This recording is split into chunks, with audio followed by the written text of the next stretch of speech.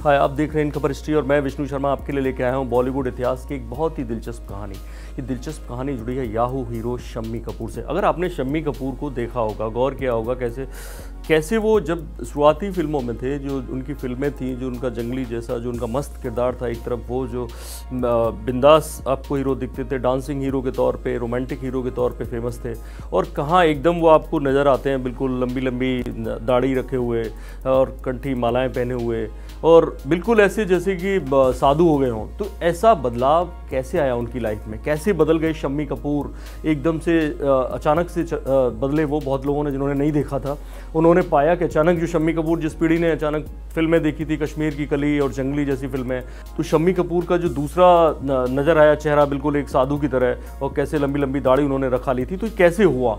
दरअसल एक साधु थे जिन्होंने उनकी ज़िंदगी में ये बड़ा परिवर्तन लाया। उनकी ज़िंदगी में कुछ ऐसी घटनाएं हुई और फिर उनसे एक साधु से मिले। वो साधु जो थे उनसे उम्र में काफ़ी छोटे थे। आप तस्वीरें देख रहे होंगे इन साधु की, बहुत ही कम उम्र के थे। इनका नाम था हैदा खान वाले बाबा। इनका असली नाम किसी को नहीं पता था। अच्छा, हैदा खान क्या है? अगर उत्तरांचल में आप जाएंगे तो नैनीताल के पास एक हैदा खान नाम की जगह है, कुमायूं रेंज में।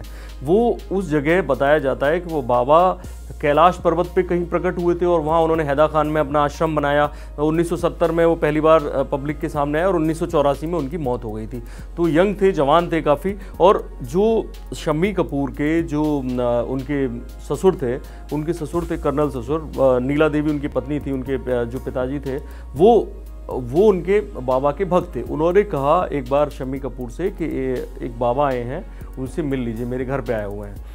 और बाबा को उन्होंने अपने घर पे बुलाया जब वो मुंबई प्रवास में थे। तो शम्मी कपूर से कहा गया कि बाबा 4 बजे आएंगे, तो आप जल्दी से जल्दी आने की कोशिश करना। और फिल्म परवरिश की शूटिंग चल रही थी। विनोद खन्ना थे, अमिताभ बच्चन थे, मनमोहन देसाई की फिल्म थी और उस फिल्म की शूटिंग चल रही थी और काफ़ी ज़रूरी सीन था। और मनमोहन देसाई से अच्छी दोस्ती थी शम्मी कपूर की। उन्होंने आग्रह किया कि मेरा जो भी शूट है वो आप कर दीजिए जल्दी, मुझे घर जाना है। और बीवी ने कहा है उनके कोई बाबा आए हुए हैं, उनसे मिलना है। लेकिन मनमोहन देसाई ने साफ मना कर दिया कि आप बाबा से नहीं मिल सकते, क्योंकि मैं आपको आज जाने नहीं दूंगा। टाइम बहुत ही ज़्यादा क्रूशियल सीन है और टाइम बिल्कुल नहीं है। तो शम्मी कपूर परेशान हो गए थे क्योंकि फैमिली से दबाव था, घर वालों से दबाव था। तो शम्मी कपूर ने मनमोहन देसाई से जब आग्रह किया तो नहीं सुना गया। तो शम्मी कपूर लंच ब्रेक में शांत बैठे थे। इतने में मनमोहन देसाई आए, बोले कि मेरी जो मदर इन लॉ थी उनकी डेथ हो गई है। और तो बोले कि ओ सैड, वेरी सॉरी। तो बोले कि नहीं ब्लडी फूल, तुम जाओ, जाके अपने बाबा से मिलो, क्योंकि शूटिंग कैंसिल हो गई है। उसके बाद वो उन्हें लगा ये बाबा का चमत्कार है कि बाबा को मुझसे मिलना था, इसलिए फिल्म की शूटिंग ही कैंसिल हो गई। तो उसके बाद शम्मी कपूर भागते हुए पहुंचे, बाबा को देखा तो 200-300 भक्तों के बीच में बाबा बैठे हुए थे। तो शम्मी कपूर उनके फ़ोटो लेने लगे। थोड़ी देर उन्होंने गौर किया, देखा तो बाबा उनके फ़ोटो ले रहे हैं। इस तरह से एक दिलचस्प उनकी मुलाकात हुई। उसके बाद वो बाबा से मिलने आए वृंदावन। दरअसल बाबा का एक वृंदावन में भी आश्रम था, कुछ दिनों के लिए वहाँ आए थे। तो पहले आगरा पहुँचे शम्मी कपूर, आगरा से गाड़ी लेकर वो वृंदावन पहुँचे। वहाँ शांति से बाबा भजन करते रहे। बाबा ने कुछ नहीं कहा उनसे, कोई इस तरह से नहीं कहा शराब छोड़ दो, सिगरेट छोड़ दो, इससे।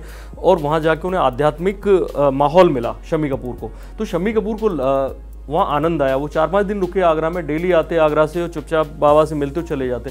बड़ी दिलचस्प बात थी कि उस दौर में भी शम्मी कपूर को कोई पहचानता नहीं था, कोई परेशान नहीं करता था। लेकिन 5वें दिन बाबा जब चले गए अपने उत्तराखंड वाले आश्रम में, तो अचानक आगरा जब वो वापस पहुंचे जाने के लिए बॉम्बे, तो आगरा में लोग उन्हें परेशान करने लगे, पहचान कर रही है तो शम्मी कपूर है, अरे ये है वो है। तो शम्मी कपूर ने कहा 4-5 दिन तक कोई मुझे पहचान नहीं रहा था, अचानक से इतने लोग कैसे आ गए? तो उनकी जो पत्नी थी नीला देवी, उन्होंने कहा कि बाबा चले गए, उनके साथ शांति भी चली गई। तो इस तरह से उनकी मुलाकात हुई। मैं बता रहा हूँ कि उनकी ज़िंदगी में कितना परिवर्तन आया। बाबा के वो इतने ज़्यादा फ़ैन हो गए थे, भक्त हो गए थे कि जो पहला एनिमेशन शम्मी कपूर ने बनाया, शम्मी कपूर इंटरनेट के बड़े शौकीन थे, वेबसाइट बनाई थी उन दिनों, जो पहला एनिमेशन उन्होंने बनाया वो बाबा का बनाया, जो मैक के थ्रू बनाया वो। और उसके अलावा बाबा की तमाम तस्वीरें उनके साथ हैं। बाबा के कहने पर बाबा ने कहा कि ये अपने बेटे की शादी मैं जो लड़की बताऊंगा उससे करना।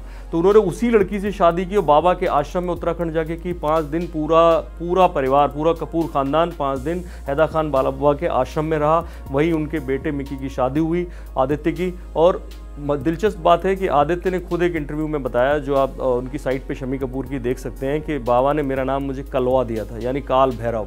वो परिवार इतना ज़्यादा बाबा को मानता था, शम्मी कपूर मानते थे कि अपने बेटे की शादी बाबा के कहने पे किसी भी लड़की से करने को तैयार हो गए। इस तरह की और दिलचस्प कहानियां हैं बॉलीवुड के सितारों की, कैसे कैसे आध्यात्मिक संत कैसे उनकी ज़िंदगी में इतना प्रभाव रखते थे, कई नेता भी हैं, वो सब हम आपको बताते रहेंगे। देखते रहिए हमारा यूट्यूब चैनल इन खबर हिस्ट्री। Thank you.